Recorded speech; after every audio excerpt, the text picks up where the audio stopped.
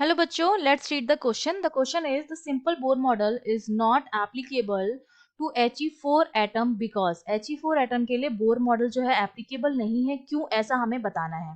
तो देखो इस क्वेश्चन को सॉल्व करने के लिए हमें Bohr मॉडल के कुछ पोस्टुलेट्स पता होने चाहिए. तो हमें की कॉन्सेप्ट में क्या पता होना चाहिए कि जो बोर मॉडल है, जब हम बोर मॉडल की बात करते हैं, it is only applicable for one electron system. ये केवल उन एटम्स के लिए एप्लीकेबल है जिनमें केवल और केवल क्या होता है, एक इलेक्ट्रॉन होता है, जिसमें क्या होता है, सेंट्रल में आपका न्यूक्लियस होता है जिसमें न्यूट्रॉन और प्रोटॉन होता है. न्यूट्रॉन न्यूट्रल होता है, प्रोटॉन पॉजिटिवली चार्ज होता है, और इलेक्ट्रॉन जो होता है वो इस तरह से इस न्यूक्लियस के चारों तरफ क्या करता है, रिवॉल्व करता रहता है. तो अगर इस तरह का वन इलेक्ट्रॉन सिस्टम होता है तो बोर मॉडल जो होता है वो एप्लीकेबल होता है.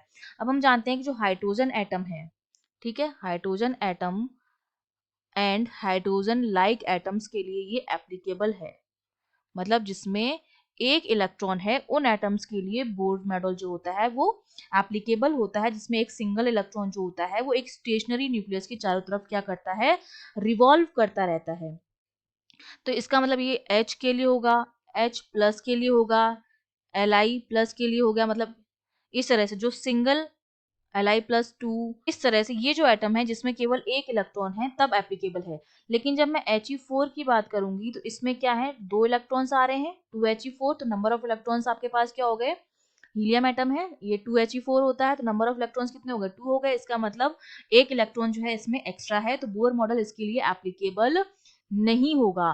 दूसरा, जो इलेक्ट्रॉन्स होते हैं वो सेंट्रल फोर्स से सब्जेक्टेड नहीं होते हैं, सेंट्रल फोर्स से रिलेट नहीं करते हैं. तो ये दो रीजन हो जाएंगे, एक तो वन मोर इलेक्ट्रॉन है, एक एक्स्ट्रा इलेक्ट्रॉन है, इसलिए He4 के लिए एप्लीकेबल नहीं है. दूसरा, ये जो इलेक्ट्रॉन होते हैं वो सेंट्रल फोर्स से सब्जेक्टेड नहीं होते हैं. तो देखो पहला ऑप्शन है इज इनर्ट गैस, रॉन्ग हो जाएगा. Has neutrons in the nucleus, neutrons का बोर मॉडल से कोई लेना देना नहीं है.